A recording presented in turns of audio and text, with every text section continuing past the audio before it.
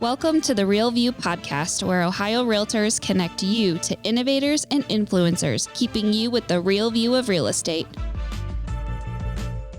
Whether you're a broker, agent, first-time homebuyer, industry leader, or just happen to stumble upon our podcast today, you can expect to hear tips, tools, tricks, interesting information, and so much more from the experts in Ohio's real estate game. Hi, everyone. Welcome back to the Real View podcast. I'm your host, Allison Wiley. With me today is our special guest, Evan Johnson. He is a NAR, National Association of Realtor 30 Under 30 award winner in the class of 2022. Woo! Evan, congratulations on your acceptance into this year's class, and welcome to the show. Yeah, Allison, thanks so much. I appreciate it. The support has been crazy from the state, like we talked about before we hopped on here. So I'm just really excited to be on and chat with you guys and get the ball rolling. So yeah, it's a super cool episode. Evan's here. He's going to tell us about, the process getting into NAR's class this year, what that looked like, why it was important to him, and a little bit about what the class is and, how he's representing Ohio. He is the only Ohio realtor that was accepted into this class, which is super cool. Love to have Ohio representation at the state level. So he is repping for all of us in our great state. And you're a realtor down in Cincinnati. That's correct, right, Evan? Yeah, I'm in Cincinnati on the west side. Yes. It's in the Incline District just outside of downtown.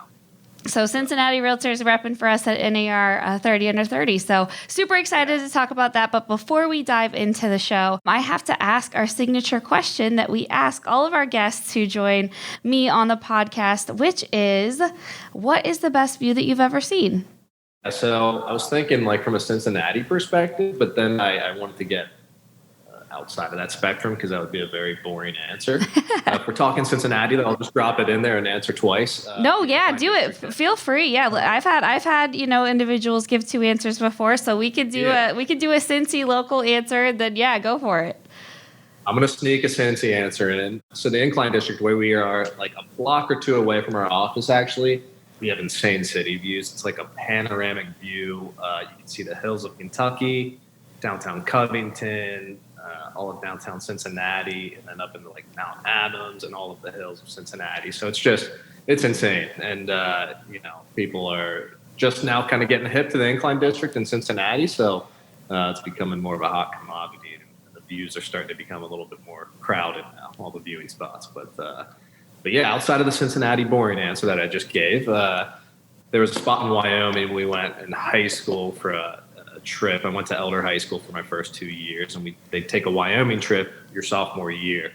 And it just looked like a postcard. We walked up this mountain and into a little valley, and we saw a little lake.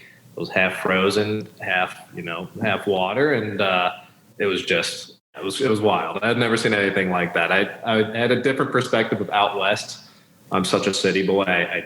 I'm not one with nature. I can say that. And that blew me away. And that turned me into a nature boy. That's awesome. Yeah. No, great answers. There's something about, loving a view where you live. I think it's super cool, to appreciate that and never get tired of seeing that. And I know I get the same kind of feelings driving into work every day past the city. I never get sick of that skyline. So I love that you said that. So where is this district in relation? So I'm picturing downtown Cincinnati, and I'm picturing, the river and the stadiums, the baseball and the football stadiums. And so where is this district kind of in relation to that? So in relation to that, so if anybody who's familiar with the Cincinnati landscape and our skyline, if you can see, not the restaurant, by the way, if you can see that big Cincinnati sign that lights up with all those panels, the solar panels, which is really cool. I love that they do that. We literally we're facing that directly. So it looks like a postcard. That's awesome. And there's literally Cincinnati postcards with views from an Incline District because it's literally the best view in the city, in my opinion. I love that. We'll roll with it. I love that. And then, too, on your, Wyoming answer, I've heard that is one of the most beautiful places in the country. And I definitely want to get out west and see that. Montana, Wyoming, that whole area out there. I'm dying to go. You can't miss. If you hit any of those states that are touching out there, I'm sure it's all very similar. But yeah, they're blows you away. So Absolutely. Well, cool. Thanks for playing along. Always love, getting to know people through that question and hearing kind of their perspectives and getting an insight onto their world and some cool memories that they have. So thanks for playing along. Let's just get started kind of with you. Tell us how you got started in real estate. Was this always something that you knew you wanted to do? Tell us about your background and how you got started in the industry. Yeah, so real estate definitely was not something I had in my scope. I actually vehemently did not want to get into real estate just because it was a family business, and I've seen other family businesses and kind of like I don't want to call it toxicity, but it can get very heated very quickly and on a daily basis, So I really wanted to avoid that at all costs. So I really did not plan on getting into real estate, but I mentioned in the 30 under 30 profile, I fought MMA for about 8-9 years. I moved to Milwaukee for that. And at the end of when I was kind of starting to get a little burnt out on that, I really started to have a come to Jesus moment in a sense, I had to make a decision to support myself. I'm a young adult now, so I had to make some money. And I was just the 9-to-5 structure for me and going to a job every day and kind of wash, rinse, repeat really freaked me out. Mm-hmm. And so I dipped my toes into entertaining real estate. So I worked as an assistant for my father for the last couple of years that I was fighting MMA. And I just wanted to get a feel for it. I didn't want to throw myself in the fire completely. I just wanted to get a taste and kind of see, entertain it. And I worked as an assistant for him and really I got a little bit of a feel for it. And the first year I honestly hated it because it was a lot. Yeah. It's hard getting started right as a new agent, it's always, Because even before I was an agent, in this assistant role, I was sourcing so much information for my father, who's the lead of our team, Don Johnson. And it was just a lot. And I guess I was just hadn't been thrown into this world. I didn't realize how fast paced it was and how 24/7, 365 it was. And that really threw me off, getting calls at 9 p.m. on a Saturday night. Right. When I was with my friends. So, that was a reality check for me. But, after that period wore off and I officially stopped fighting and got my license, I got used to the chaos of it, and I kind of started to enjoy it. And I decided that I was going to give it a real shot and kind of put everything into it. So that's how I got started. I want to hear a little bit more about this, about the MMA stuff. That is so cool. And I feel like that's not something, that we've ever talked about on this podcast. I don't know any other realtor that has made that transition. What was that like? How did you get into that? How was that? Really weird. I'm very impulsive about how I, just jump into things. I feel like real estate was one of them. MMA was one of them.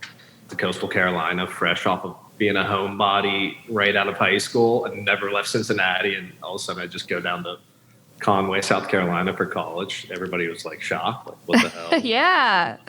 But the MMA thing, I knew a guy who was training in Milwaukee and he was in the UFC and he was a professional fighter. And he fought in Cincinnati one summer, I think after my sophomore year of college. And I just reached out to him and, we kind of knew each other, but I just said, hey, I'm going to come to your fight. If you want to meet up and grab a drink or lunch after, that'd be great. We did, and we just got to talking, and I've always been in sports my whole life. Did a little bit of just leisurely MMA training in high school and coming up through college.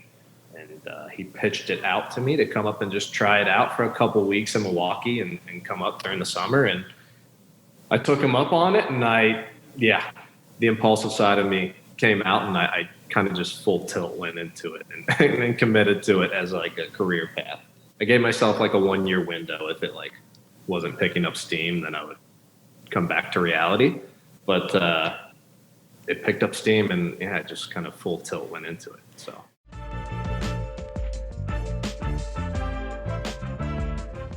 This episode of The Real View is brought to you by the Ohio Association of Community Colleges. Ohio's network of community colleges provides accessible training that accommodates the busy lifestyles of aspiring real estate professionals at half the price of a traditional university. With convenient locations in every part of the state, as well as online options, Ohio's community colleges are your smart choice for pre-licensing education. For more details or to start the journey to a real estate career, visit the education page at ohiorealtors.org and then click on the pre-license course locations. That's super cool. I love hearing background stories and all of that. That's really cool. And you, I know in your 30 for 30 profile on NAR, you kind of relate MMA to real estate a little bit. Tell us about that in your perspective and viewpoint on how MMA is similar to real estate, which I think is really cool. Also, I've never heard that before. So tell us about that. Well, the super aggressive transition from one profession to another, obviously, but yeah, it's similar in the way it's like controlled chaos every day, because there's really, when I was fighting, I had UFC champions in the gym with me. I had two UFC world champions in the gym while I was training in Milwaukee. So I got to see how they were structuring their days every day, and I was kind of a bit surprised when I saw like every single day was different of every week. There is no real structure to your day. You're kind of on the fly with what you're going to do today. Like, you're going to train striking today, and then maybe you go to wrestling later. Maybe you don't do wrestling. Maybe you do some jiu-jitsu, and then maybe you spar. So you kind of just mix in different things each day, just depending on how you feel and what comes up and what your coaches tell you to do. Real estate's so much like that, because I have rough structures to my day often, and I start my day a certain way, but it always gets thrown out the door almost like 10 minutes within me walking into the office, because I start getting calls and emails and I get dragged away, and then I'm kind of just off to the races. It's just a crapshoot from there. Yeah. So in that sense, they're very similar professions. A little less blood in one of them, and physical pain, but I'll take that. I'm glad to be out of that. So it's both chaotic but controlled chaos, and like really having an understanding of like, you have to be organized. You have to be good with scheduling. One thing that translated really well for me. Yeah. And, I think allowed me, after my first year, just kind of dipping my toes in, I was able to really start clipping away, because I found a process that worked for me. And I just started to get better control of my days within the chaos and understanding how to really control it. Yeah. Cool. So I want to talk a little bit about the 30 Under 30 award. Each year, the National Association of Realtors selects its top 30 under 30 agents from across the country. Recipients who are selected are under the age of 30 and are doing incredible things in their careers and in their associations and in their communities. So Evan, what attracted you to this prestigious, group of individuals? What made you interested in wanting to apply and be a part of this class? Yeah, so it's something, honestly, it was on my radar before I even got into real estate, and very small percentage, but kind of why I got into real estate. I was like, oh, that's a cool thing. And like, I knew my sister had shot for it in the past, and she just came up a little short. And she's a rock star. I think she's like better than me, so I'm lucky that I got on the list, by the way.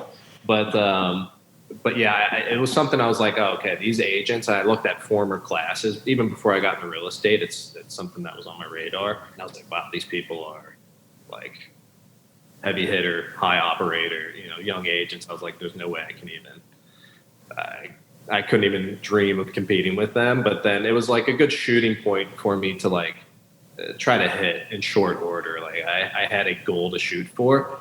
I'm a very competitive person, and I like having little milestones, and because it wakes me up every day. So that was a big reason as well. I just wanted something to really grind for and go after. So yeah. Yeah, and talk to us about the process of, kind of what you have to go through, because there's, you make kind of the initial first round, and then you kind of have to actually work to get accepted as a finalist. Tell us about the process and how what that experience was like. Yeah, so I don't know how other candidates approached their process, but for me, it was like very stressful for like 5 or 6 months, even before they whittled it down to the top 50 finalists. Because you have to prepare your profile, and really it's putting together almost a resume of sorts for the national board to look at you and stack you up to the rest of the applicants. So I was really just for like 5, I was being super neurotic about it, but I guess it worked out. 5 or 6 months, me and my sister were like painstakingly putting my profile together, and like obviously I was trying to get my deals up and look as good as I could to the rest of the competition. So that was the first step in the process, is really putting your resume and profile together to pitch to the national board. And then, after that, they selected the top 50, which I was blown away. I was like, oh my God, I'll take it. I know I'm not going to get the top 50, but I'll take this. This is perfect. So I honestly put it on the back burner after the top 50 finalists. And I legitimately thought there was like zero chance I was going to get to 30 under 30, because the people on that top 50 list were like, they're literally all insane high operators within the real estate industry, and the stuff they're doing in their community too. It's just like, there's some amazing people on that list. So it's like the next generation of realtors are, we're in good hands. The industry's in good hands, but yeah, the process was really, other than that first initial resume process, it was pretty simple, honestly. From there, it was kind of just wait and see. Yeah. So. Yeah. When I'm thinking of people listening to this who may be interested in applying for the 2023 class, when do you know about the time of year that the application goes out, and when they should be looking for more information on that? Yeah, actually, so I think they started it, like the application process starts, I think, this is rough numbers, so don't quote me on this, because I think they do it a little different every year. Don't quote me on that either. But I think it starts a few months out from the actual, like, when they pick the top 50 finalists. Gotcha. So, and I guess for anybody in the future, especially the Ohio Realtors, who I'm sure are our main audience here, obviously. Yes. I think the biggest part is community involvement. That's a biggie. Obviously, the sales numbers are, you want to have good sales numbers and good volume, of course, but there's so many other factors, like how do you innovate within the industry? How do you run your business, and how do you differentiate yourself from the rest of the pack? Community involvement, just your overall approach. Those are the big key points that they hit on during the resume and review process. So what were kind of some of your answers to that? I'd love to hear more about your community work and things that you've done down in Cincinnati. Tell us about it. Yeah, so I kind of keeping the theme of the Incline District. I mean, we do a lot of work with a company called Block Ministries. They are a big player here in the Incline District. They have a coffee shop actually called Block Coffee Shop, which is legit the best. Again, being very biased, but I think this is true. I think it's the best coffee shop in Cincinnati. It's super chill vibe in there, and their coffee and food is phenomenal. But they have a ministry service that they run as well, with a lot of community involvement. And I love working with kids. So that's something I go to a lot of after school programs, whether it's sports or art programs. I'm a big lover of art. Terrible at it, but appreciate it, right? Yeah. Yeah, appreciate it. That's a better way to put it. So I do a lot of work with them in terms of like their after school programs and working with the kids in this area. That's awesome. The Incline District is has a huge place in our hearts for our family and our group, our real estate group, just because we have such a heavy hand in developing up here and really bringing the community back to life. Yeah, I love that. That's awesome. I want to know, how did you achieve this success so quickly? Because you are kind of a newer agent. I know it's been about like 3-ish years that you've been in the industry now. And you're so humble. You're talking, you're saying how much you appreciate, being in the company of your peers and the fellow award winners.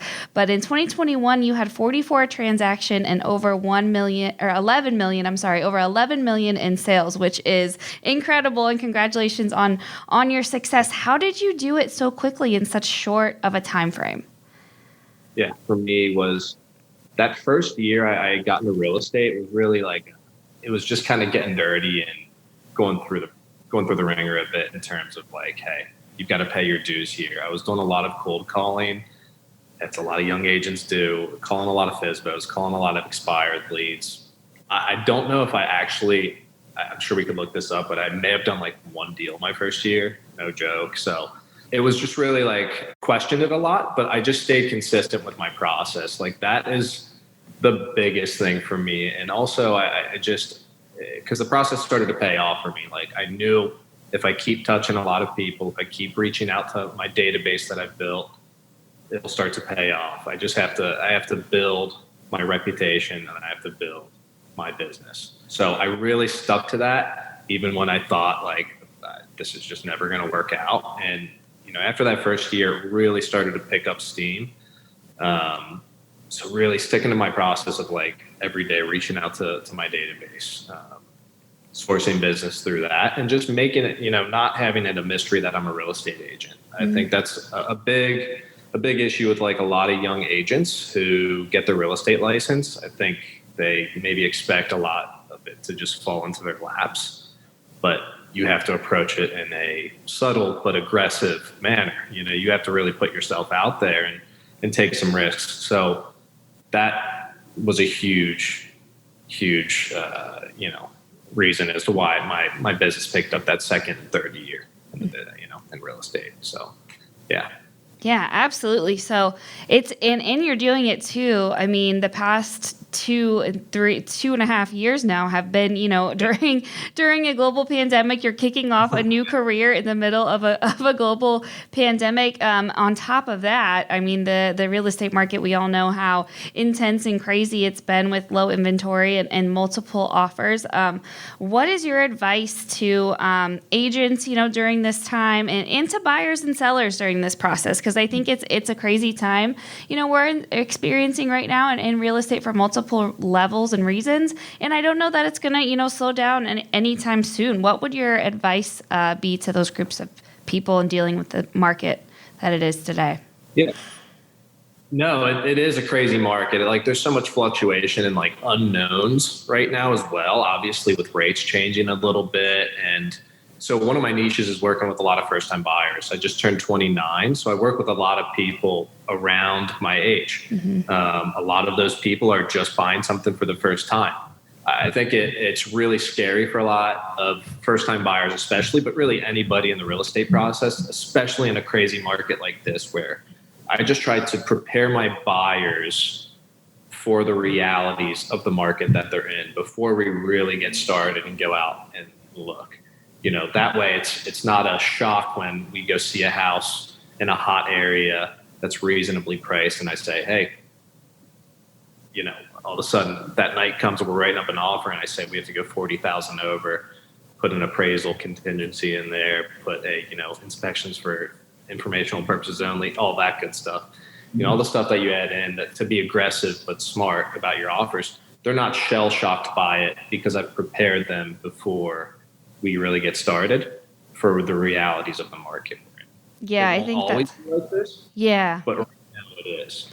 So I think that's huge because I see a lot of people who are just they get into like they've heard what the market's like, but then they get into it and actually start looking for themselves, and they're taken back by how aggressive it is right now. So preparation is key, especially for sellers too.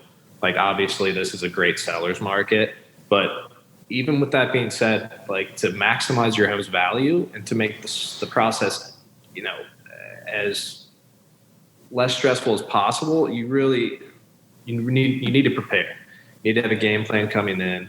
The more preparation you can do, the easier the process is. And like that's what I really try to harp on people without stressing them out too much up front, because I just want to make the actual real estate journey for them as easy and stress-free as possible so that when they do it in the future, whether it's with me or somebody else, it doesn't seem like, they got to gear up for war or something like that. Yeah. So, no, absolutely. I love that you mentioned that because it does seem like, you're going to battle, you're, fighting with multiple offers and never know, what you're going to have to do to get that. So I love that. Well, it sounds like you are finding such success and we know now with this award. What do you love about real estate? And I love kind of in something that I was reading, I don't know if it was your NAR profile or another article that I had read on you, but you talked about just what it means to do your job, and especially for your clients in that moment that you help them, get to their dream of a home. Talk to us about that and what that means to you. Yeah, I mean, I that's something that that hit me when somebody actually closes on a house and then, a few months later I touch base with them, go check it out. That's when it like really hits me because you can start to see that they're becoming one with the house, right? I'll use the cliche term, making a house a home. And, but it's true, right? That's what it's about. It is true. Yeah. It is true because it's not across the board always like that. Like, especially in this market, you're seeing a lot of people rushing and not getting exactly what they want, and then coming back a year later and saying, I made a mistake. And I haven't personally had that with any of my clients, thank God, because I think, like I said before, I prepare them so well, and also I'll tell them no when I think it's a no, even if they think in the moment that it's right for them. So I love that aspect about real estate, though, is like, because I part of my NAR profile was talking about my grandma's old house. And, tell us about that. Yeah. Yeah. So that's, this was like a heavy subject for me, I guess, like right when I got into real estate and like when it happened as well. So my grandma passed away a few years back. We ended up selling her house that she raised all of her brothers, my uncles in. Wow.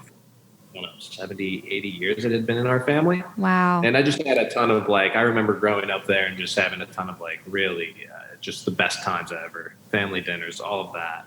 So I knew how much that house meant to me. And I was crushed when we had to give it up. We had family members that were kicking around buying it, but never did. So we ended up putting it on the market and we sold it. And I just remember, how much that hit me and how heavy that was. And, after the emotional period that wore off, I realized how much, obviously, it was about the family and the moments we had together in it. But that house meant a lot to us. I just wanted other people to build the same thing for them and realize, you're not just selling and moving numbers. Like this is real life here, So that's an aspect I love too, is just seeing my clients build. And I know I've only been in a few years, so I haven't seen them build that much. But I love when they love the property that they got, and you see it after a few months when you check in on them. And their little kids are running around, or it's a young couple who just got engaged and they're decorating it and they're so excited about the renovations they're doing. It's just stuff like that. It means a lot to me. So the story with my grandma's house really, it makes real estate real for me. It's not just a career and trying to sell as many units as I can. I want it to mean something for my clients. Love that. Yeah, that's super cool. I love that. So where do you go from here? And you mentioned, you're a really motivated, passionate person. You can tell, how driven you are. And you mentioned, that gives me something to wake up and push myself to work towards every day. Where do you go from here? You're a 30 under 30 class winner from NAR. What's your next goals? What do you have your sights set on into the future? Yeah, I don't know. That was the really tough part. I had a week high after getting the 30 under 30 where I was floating. And then I came down after that next week and I felt really down because I was I was shooting for that for 3 years and it was kind of coming off of that high a little bit. And so I really had to kind of readjust and that wasn't my sole motivator, right? Obviously, but it was a big thing for me. Really, it was. And so I had to readjust and kind of just say, you love this as a career. I wasn't thinking about 30 under 30 every single day of the past 3 years, right? Mm-hmm. And I was still having a really good time, and I was loving everything about it. So it was you love this as a career. You get to do this, and you're successful. I was enjoy it. Just keep climbing the ladder, keep pushing. So that's really my focus now, is just to continue what I'm doing. I want to build. I have no qualms of saying this. I think a lot of people would maybe not want me to say this, but I want us to be the number one team in Cincinnati eventually. Mm-hmm. That's a big goal, down the line, but I really just want to continue what we're doing, keep building on the success we've had. And really my next career step is, I think, building our team a little bit, our personal team, the Johnson Real Estate Group. So that's exciting for me as well. So absolutely. Bright future ahead. No matter what goals you have in mind, I'm sure you will reach them. You seem super motivated and willing to work for it too. So congratulations again on your 30 under 30 award. Thanks for representing our great state of Ohio. And thanks for coming on the show. It's been great talking to you and hearing your success. And I know our listeners will feel the same. So thanks. Thank you guys. And yeah, I just got to say again, the state support for me was a 10 out of 10, 12 out of 10. Honestly, you guys were amazing. Everybody at the state board, too many people to name. Everybody at Cutler Real Estate, Jim Camp, my broker, my father, Don, and my sister, Olivia, just really blown away by the support I got. Yeah. So thank you guys for having me on. It was great. Absolutely. Well deserved. And to any of you guys that are listening who are interested in the 30 for 30, you can see Evan's profile on NAR.com. If you Google Evan Johnson 30 under 30 NAR, his profile will come up. You can read more about him, and his profile will be up there. And if you're interested in applying for 30 under 30, reach out to us. As Evan mentioned, we're here for you at Ohio Realtors. We're more than happy to help you along in that, and anything we can do to support your journey. We got to keep Ohio going strong here in next year's class as well. So reach out to us. We're here for you. Evan, thanks again for joining us. To all of our listeners, thank you guys for tuning in. We'll talk to you next week. Thank you for listening to The Real View. That wraps up today's episode. You can keep up with the latest on the podcast at ohiorealtors.org/therealview and on Apple or Google Podcasts, Spotify, or wherever you listen. Have questions, comments, or suggestions? We want to hear from you. Email us at podcast@ohiorealtors.org. We'll see you next time.